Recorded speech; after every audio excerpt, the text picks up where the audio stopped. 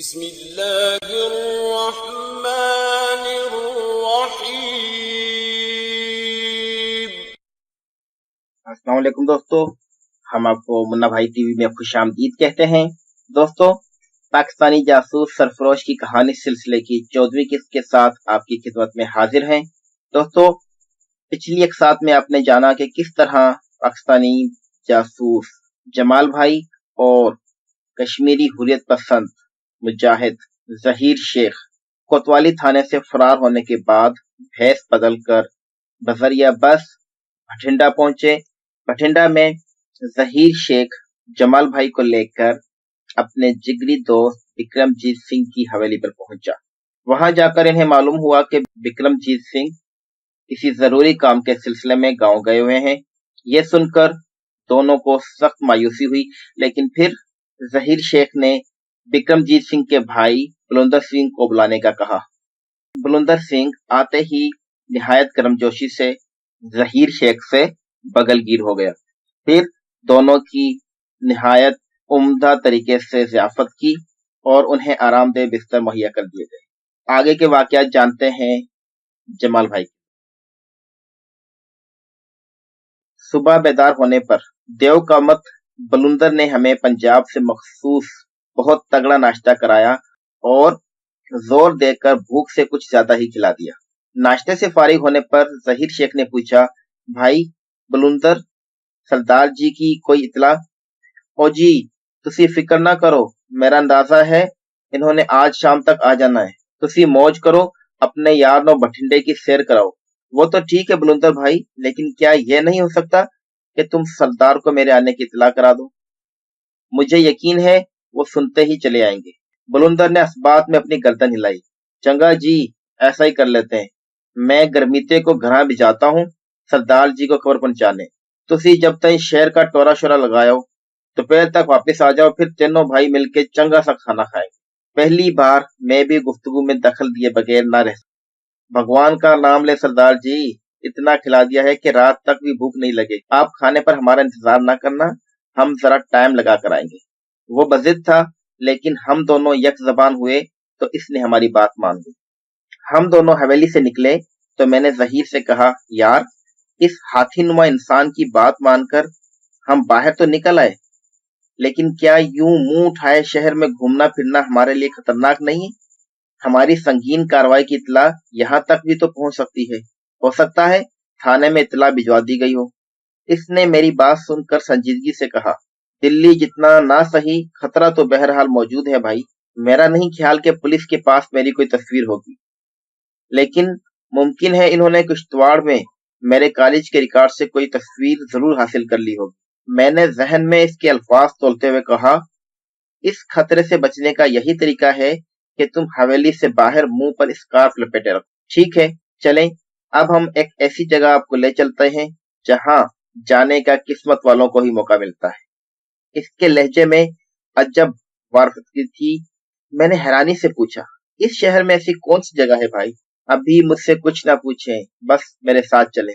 تھوڑا آگے ایک سڑک پر پہنچنے کے بعد اس نے خالی تانگا روکا اور بیٹھنے کے بعد تانگے والے کو منزل کا پتہ بتایا، جو میں ٹھیک طرح سے سن نہ پایا، لیکن وہ شہر کا کوئی جانا پہچان مقام تھا، کیونکہ کوچوان نے سنتے ہی اس بات میں گردن ہلائی اور گھوڑے کو آگے بڑھنے کا اشارہ دے کر اس کی بھاگیں ڈھیلی چھوڑ دی تھی۔ ہمارا سفر زیادہ طویل ثابت نہیں ہوا۔ کچھ ہی دیر میں تانگے نے ہمیں بظاہر کسی بزرگ کا مزار دکھائی دینے والی سفید گنبد والی سادہ سی لیکن کشادہ عمارت کے سامنے اتار دیا، جس سے ایک چھوٹی سی مسجد بھی ملحق تھی۔ قدیم نظر آنے والی عمارت اپنی ساخت کے اعتبار سے پاکستان میں واقع کئی مزارات سے مشابہ تھی۔ ظہیر شیخ مجھے لے کر وضو خانے کی طرف بڑھا۔ میں نے دھیمے لہجے میں کہا، یہ کہاں لے آئے ہو بھائی؟ خیال کرو ہم نے ہندوؤں کا روپ دھار رکھا ہے، بے فکر ہو کر آ جاؤ جمال بھائی۔ اس نے دھیمے لہجے میں کہا، مسلمان، ہندو اور سکھ سب یہاں آتے ہیں، لیکن صاحب مزار کے بارے میں کچھ بتائے تو صحیح۔ میں نے کہا، پہلے فاتحہ پڑھ لیں، پھر میں تفصیل سے بتاؤں گا۔ شاید آپ نے اس عظیم بزرگ کے بارے میں پڑھ یا سن رکھا ہو۔ ہم دونوں حال نما حجرے میں تربت کے پاس پہنچے، جہاں اس وقت 2-3 زائرین بھی موجود تھے۔ ان میں سے खातून अपने हुलिये से वाज़े तौर पर हिंदू दिखाई दे रही थी, जो हाथ जोड़े खड़ी थी। मेरे देखते ही देखते वो तुर्बत की पाइंती की तरफ कदमों में सर रखने के अंदाज में झुक गई। जहीर शेख ने नजरों ही नजरों में अपनी राय की दुरुस्तगी पर दाद तलब। मुझे तुर्बत पर साहिब मिजार के नाम की कोई तख्ती नजर नहीं आई। दुरूद व फातिहा का नजराना पेश करने के बाद जहीर तुर्बत के सरहाने दोजानो होकर बैठ गया और खासी देर मुराकबे की कैफियत में रहने के बाद मुझे साथ लिए हाल नुमा हुजरे से बाहर ले आया। इमारत के पहलू से गुजरकर हम उकबी हिस्से में पहुंचे तो मिजार से जरा हटकर एक खूबसूरत और कुशादा इमारत दिखाई दी, जिसके सामने एक बड़ा सा तालाब मौजूद था। इमारत की पेशानी पर हिंदी और गुरमुखी में गुरुद्वारा रतन बाबा तहरीर। मैंने वजाहत तलब नजरों से जहीर की तरफ देखा। इसने अकीदे भरे लहजे में कहा, हैरान होने की जरूरत नहीं, ये गुरुद्वारा इन्हीं बुजुर्ग रतन बाबा रहमतुल्लाह अलैह से मंसूब है।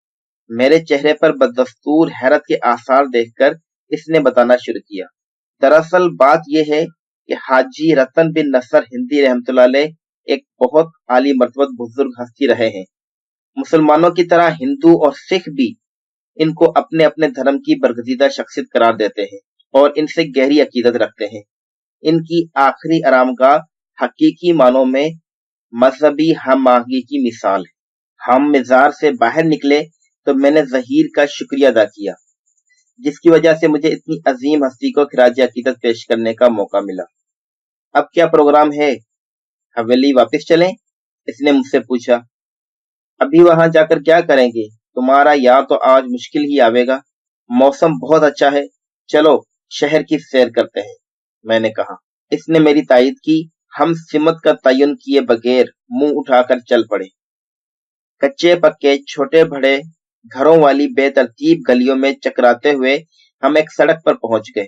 हम बाएं तरफ मुड़े और मुख्तलिफ मौज़ूआत पर बातें करते आगे बढ़ने लगे। अचानक मुझे एक बात याद आई। यार, तुमने बताया था कि तुम्हारा दोस्त विक्रम खुद भी हुकूमत हिंद का छोटा मोटा बागी है, या कम अज कम इस मुल्क से हमदर्दी तो नहीं रखता। ये तुम कैसे कह सकते हो? और अगर ऐसा है तो इसकी क्या वजह है? वो चंद लम्हों के लिए सोचता रहा। किश्तवाड़ से फरार होकर पनाह हासिल करने के लिए विक्रम के पास बठिंडा आया तो इससे तफसील से बात करने का मौका मिला। एक मौके पर मैंने पूछ लिया कि इसने मेरी यानी हिंद सरकार के खिलाफ मुसल्लह जद्दोजहद करने वाले एक बागी की मदद क्यों की। मैंने पूछा तो फिर इसने क्या कहा?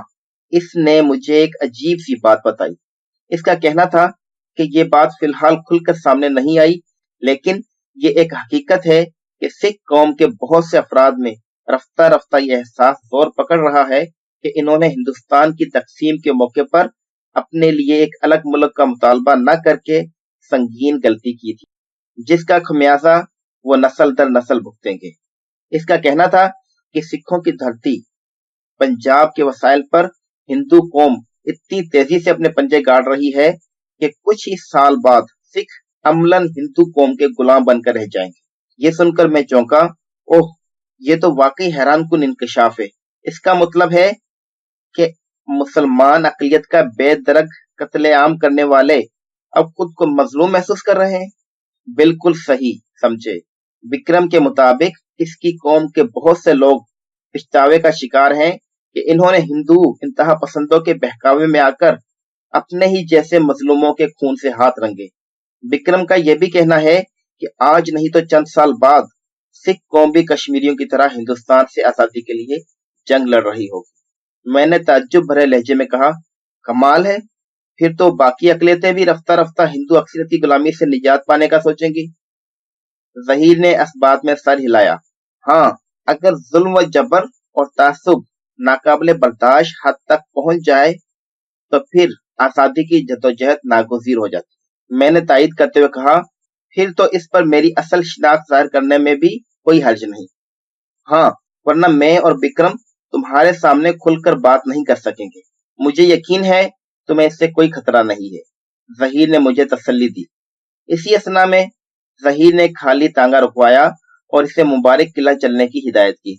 पिछली नशिस्तों पर जगह संभालने के बाद मैंने पूछा, क्या ये कोई बाकायदा किला है या किसी जगह का नाम है?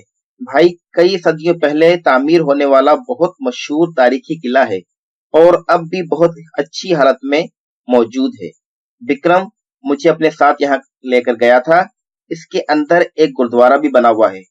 وکرم نے بتایا تھا کہ مشہور تاریخی ہستی رضیہ سلطانہ کو بھی جنگ میں شکست کھانے کے بعد اسی قلعے میں قید کیا گیا تھا۔ رضیہ سلطانہ کی قبر تو دلی میں ہے۔ تمہارے چچا کا مسافر خانہ اسی علاقے میں واقع ہے نا؟ ہاں، میں نے حاضری دی تھی، لیکن وہاں کوئی باقاعدہ مقبرہ نہیں ہے، بس بڑے بڑے تراشیدہ پتھروں سے ایک چبوترے پر اسی طرح کے 2 پتھروں سے بنی 2 قبریں ہیں۔ ان پر کسی قسم کی کوئی تختی نہیں ہے۔ البتہ یہاں ہر جمعرات کو ہر مذہب کے لوگ بھی جمع ہوتے ہیں۔ قبروں پر چراغاں کیا جاتا ہے، لوگ منتیں مانگتے ہیں۔ میں نے تجسس سے مجبور ہو کر پوچھا، دوسری قبر کس کی ہے؟ رضیہ سلطانہ کی بہن شازیہ کی۔ علاقے کے لوگ ان قبروں کو رجی سجی کی درگاہ کہتے ہیں، جو دونوں بہنوں کے عرفیتی نام ہوں گے۔ اسی اثنا میں تانگے نے ہمیں منزل پر پہنچا دیا تھا۔ شہری آبادی کے درمیان واقع وہ بلند و بالا پختہ قلعہ میری توقع سے زیادہ عالیشان اور پرشکوہ ثابت ہوا تھا۔ اس کے اندر واقعی متعدد عمارتوں کے وسط میں کشادہ سرسبز میدان موجود تھے۔ قلعے کی ساخت اسلامی طرز تعمیر کا شاہکار تھی، جس میں سفید گردوارہ بالکل اجنبی بلکہ زبردستی کا اضافہ لگ رہا تھا۔ اتنے بڑے قلعے کے تمام حصوں کی سیر میں تو شام ہو جاتی، لہٰذا ہم کچھ وقت وہاں گزار کر باہر نکل آئے۔ اب کہاں کا ارادہ ہے؟ میں نے پوچھا۔ بس شہر کے گلی کوچوں کا چکر لگاتے ہیں، پھر واپس چلیں گے۔ اگلے 1.5 گھنٹے کے قریب ہم بٹھنڈا کے بازاروں میں گھومتے رہے۔